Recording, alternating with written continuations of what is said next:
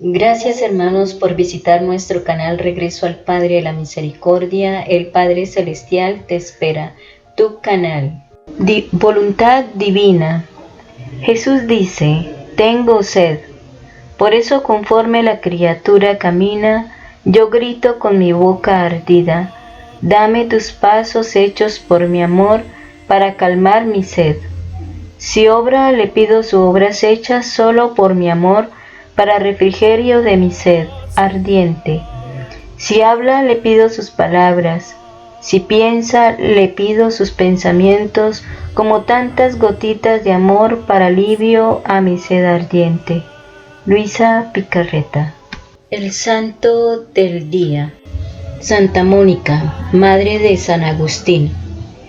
Santa Mónica nació en Tagaste, África, en el año 331. Siendo joven y por un arreglo de sus padres, se casó con Patricio, un hombre violento y mujeriego. Algunas mujeres le preguntaron por qué su marido nunca la golpeaba.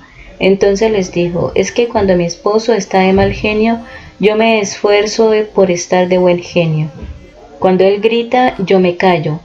Y como para pelearse se necesitan dos, y yo no acepto la pelea, pues no peleamos. Sin embargo, Mónica nunca dejó de rezar y ofrecer sacrificios por la conversión de su esposo, quien cambió de vida, se bautizó y murió como buen cristiano.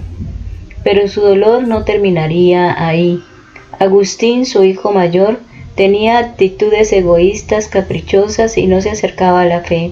Llevaba una vida disoluta y ella sufría por ver a su hijo alejado de Dios. Es por eso que durante años siguió rezando y ofreciendo sacrificios. Cierto día se acercó a un obispo para contarle su pesar. El prelado le respondió diciendo: esté tranquila, es imposible que se pierda el hijo de tantas lágrimas. Ella siente realizada su misión cuando tiempo después San Agustín es bautizado en la Pascua del 387. Luego muere en el puerto de Ostia, África, a los 55 años. En el Angelus del 27 de agosto del 2006, el Papa Benedicto XVI, recordando a estos dos santos, dijo: Santa Mónica y San Agustín nos invitan a dirigirnos con confianza a María, trono de la sabiduría. A ella encomendamos a los padres cristianos para que, como Mónica, acompañen con el ejemplo y la oración el camino de sus hijos. Oración inicial. Oh Dios, que unes los corazones de tus fieles en un mismo deseo, inspira a tu pueblo el amor a tus preceptos y la esperanza en tus promesas, para que en medio de las vicisitudes del mundo nuestros corazones estén firmes en la verdadera alegría. Por Cristo nuestro Señor. Amén. Recuerda, el Evangelio no consiste en memorizar la Biblia, sino en practicarla. Y frase evangélica: y al siervo inútil echadle a las tinieblas de fuera. Evangelio según San Mateo, capítulo 25, versículos del 14 al 30. En aquel tiempo Jesús dijo a sus discípulos esta parábola: el reino de los cielos se parece también a un hombre que, al ausentarse, llamó a sus siervos y les encomendó su hacienda. A uno dio 5 talentos, a otros 2 y a otro 1, a cada cual según su capacidad, y se ausentó. Enseguida, el que había recibido 5 talentos se puso a negociar con ellos y ganó otros 5. Igualmente el que había recibido 2 ganó otros 2. En cambio el que había recibido 1 se fue, cavó un hoyo en tierra y escondió el dinero de su señor. Al cabo de mucho tiempo vuelve el señor de aquellos siervos y ajusta cuenta con ellos. Llegándose al que había recibido 5 talentos, presentó otros 5, diciendo: Señor, 5 talentos me entregaste, aquí tienes otros 5 que he ganado. Su señor le dijo: bien, siervo bueno y fiel, en lo poco has sido fiel, al frente de lo mucho te pondré, entra en el gozo de tu señor. Llegándose también el de los 2 talentos, dijo: Señor, 2 talentos me entregaste, aquí tiene otros 2 que he ganado. Su señor le dijo: Bien, siervo bueno y fiel, en lo poco has sido fiel, al frente de lo mucho te pondré. Entra en el gozo de tu Señor. Llegándose también el que había recibido un talento, dijo: Señor, sé que eres un hombre duro, que cosechas donde no sembraste y recoges donde no esparciste. Por eso me dio miedo y fui y escondí en tierra tu talento. Mira, aquí tienes lo que es tuyo.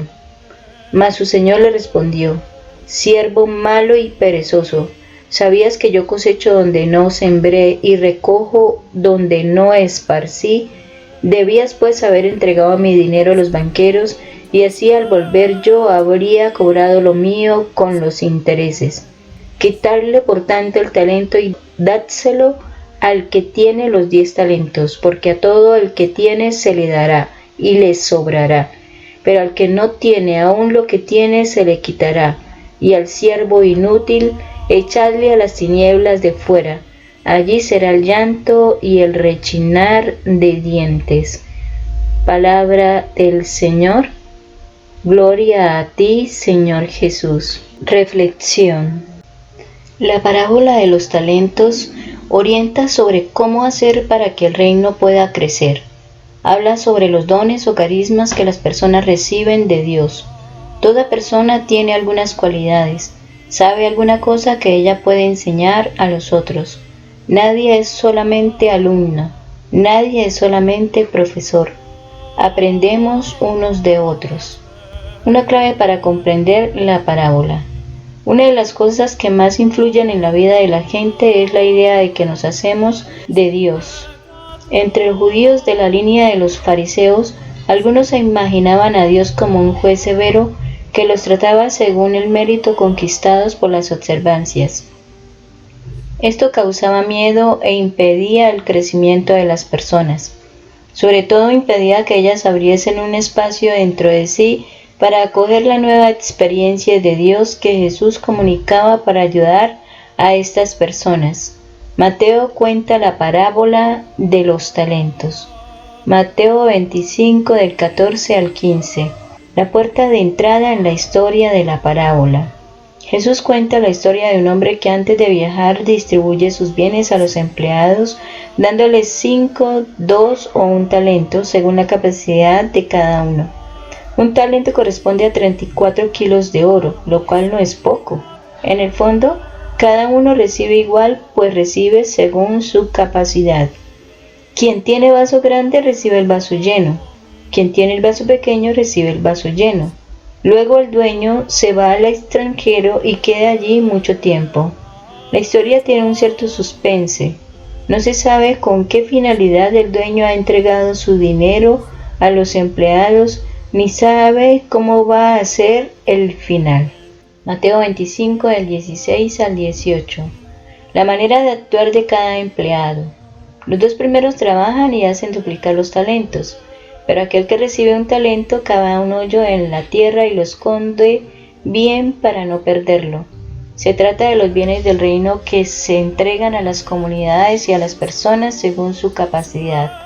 Todos y todas recibimos algunos bienes del reino, pero no todos respondemos de la misma manera. Mateo 25 del 19 al 23. Rendimiento de cuentas del primero y del segundo empleado y la respuesta del Señor. Después de mucho tiempo el dueño vuelve. Los 2 primeros dicen la misma cosa: Señor, 5, 2 talentos me entregaste. Aquí tienes otros 5, 2 que gané. Y el Señor da la misma respuesta: Muy bien, siervo bueno y fiel. En lo poco has sido fiel, en lo mucho te pondré. Entra en el gozo de su Señor. Mateo 25 del 24 al 25. Rendimiento de cuentas del tercer empleado. El tercer empleado llega y dice: Señor, sé que eres un hombre duro, que cosechas donde no sembraste y recoges donde no esparciste. Por eso me dio miedo y fui y escondí en tierra tu talento. Mira, aquí tienes lo que es tuyo. En esa frase despunta una idea errada de Dios que es criticada por Jesús. El empleado ve a Dios como un patrón severo. Ante un Dios así, el ser humano tiene miedo y se esconde atrás de la observancia exacta y mezquina de la ley. piensa que al actuar así, la severidad del legislador no va a poderle castigar. En realidad, una persona así no cree en Dios, sino que apenas cree en sí misma y en su observancia de la ley. Se encierra en sí misma, se desliga de Dios y no consigue interesarse en los otros. Se vuelve incapaz de crecer como persona libre.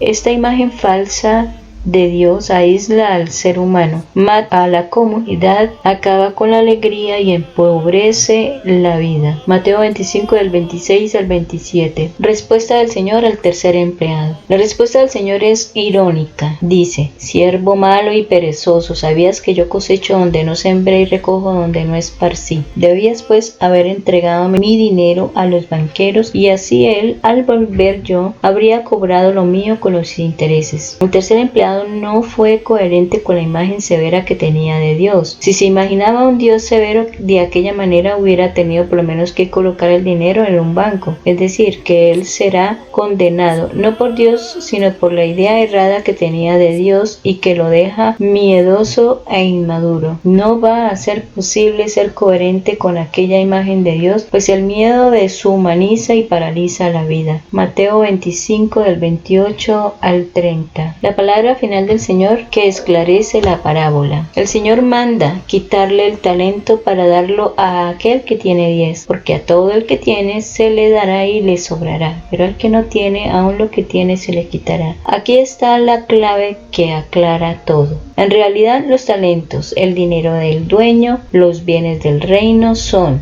el amor, el servicio, el compartir. Es todo aquello que hace crecer en comunidad y revela la presencia de Dios. Aquel que se encierra en sí mismo con miedo a perder lo poco que tiene, va a perder hasta lo poco que tiene. Pero la persona que no piensa en sí y se entrega a los demás, va a crecer y recibir de forma inesperada todo aquello que entregó y mucho más. Pierde la vida quien quiere asegurarla, la gana quien tiene el valor de perderla. La moneda diferente del reino. No hay diferencia entre los que reciben más y los que reciben menos. Todos tienen su don según su capacidad. Lo que importa es que este don sea puesto al servicio del reino y haga crecer los bienes del reino, que son amor, fraternidad, compartir. La clave principal de la parábola no consiste en hacer producir los talentos, sino en relacionarse con Dios de forma correcta. Los dos primeros no preguntan nada, no buscan su bienestar, no guardan para sí, no se encierran en sí mismos, no calculan. Con la mayor naturalidad, casi siempre sin darse cuenta y sin buscar mérito, empiezan a trabajar para que el don que Dios les ha dado rinda para Dios y para el reino. El tercero